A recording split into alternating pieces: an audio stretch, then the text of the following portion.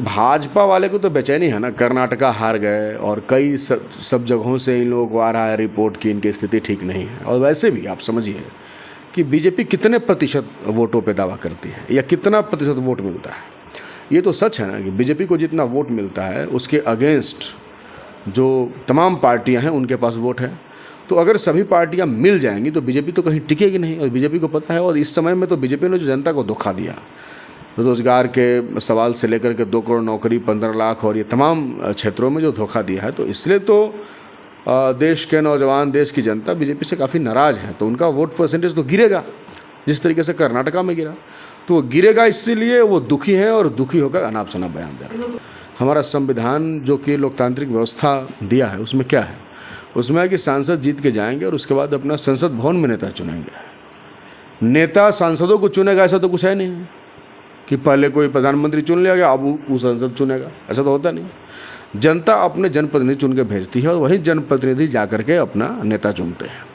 तो इसलिए हम लोग तो देश भर में एक व्यापक एकता को स्थापित कर रहे हैं और जनता से कह रहे हैं कि मुद्दे जो हैं वो धर्म के मुद्दे नहीं जिसके नाम पर वो चुनाव लड़ना चाहते हैं। और अघोषित रूप से उन्होंने हिंदू राष्ट्र की घोषणा भी कर दी है नए संसद भवन में सेंगोल की स्थापना करके। तो वो तो धर्म के नाम पर और हिंदू राष्ट्र के नाम पर चुनाव लड़ेंगे। और उनके पोषित जो कुछ बाबा टाइप के लोग हैं वो लगातार हल्ला कर रहे हैं कि हिंदू राष्ट्र बनेगा, हिंदू राष्ट्र बनेगा। तो हम ये करें कि वो चर्चा नहीं है, वो विषय नहीं, बल्कि विषय है रोजगार, शिक्षा, महंगाई। अब ऐसे समाजवादी नेता पूरे देश में कहाँ हैं और किस दल में है, तो थोड़ा नाम पकड़ के ये लोग बताते कि भारतीय जनता पार्टी में ऐसे कौन कौन सा समाजवादी नेता है जिनके नेतृत्व करने पर बिहार में नई क्रांति की शुरुआत हुई। जेपी आंदोलन हुआ और जेपी आंदोलन के बाद तख्त पलट हुआ और सत्ता बदली, लोग बदले। मेरे कहने का मतलब है कि इनसे बड़ा चेहरा कौन हो सकता है? मल्लिकार्जुन खड़गे साहब हैं, हमारे राहुल जी हैं, हमारे राहुल गांधी जी जो काम कर रहे हैं देश में, जनता के बीच में जाकर जनता की डायरेक्ट समस्याओं को सुनते हैं। चाहे वो खेत हो, खलिहान हो, चाहे वो कुम्हार का घर हो, चाहे वो मोटरसाइकिल मैकेनिक का घर हो, सब जगह जाकर के लोगों से मिल रहे हैं, जुड़ रहे हैं, उनकी समस्याओं को देख रहे हैं, उनको समस्याओं का समाधान करने में लगे हुए हैं। तो इन लोगों से बड़ा समाजवादी चेहरा कौन हो सकता है? मोदी को हैट्रिक लगाने से रोक पाएंगे आप लोग? 100% मोदी को हम लोग रोकेंगे।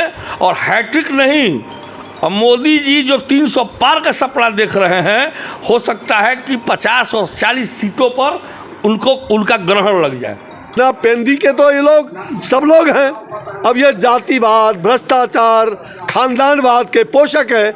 वहाँ भी गए हैं तो वहाँ इसी प्रकार के खानदानवाद, पोषक, जातिवाद की रक्षा के लिए गए हैं, देश की रक्षा के लिए नहीं। इन्हें देश से कुछ लेना देना नहीं है, इन्हें खानदानवाद, भ्रष्टाचार, जातिवाद, उसके रक्षा के लिए ये तमाम विपक्षी जो गठबंधन है और पूरी तरह से ये कांग्रेस के गोद में सोए हुए, और कांग्रेस वहाँ अपना खेल कर रहा है। इनको बेपेंदी का लोटा तो घोषित कर दिया है। तो ये कांग्रेस इनकी अंतिम दुर्गति पुराएगा।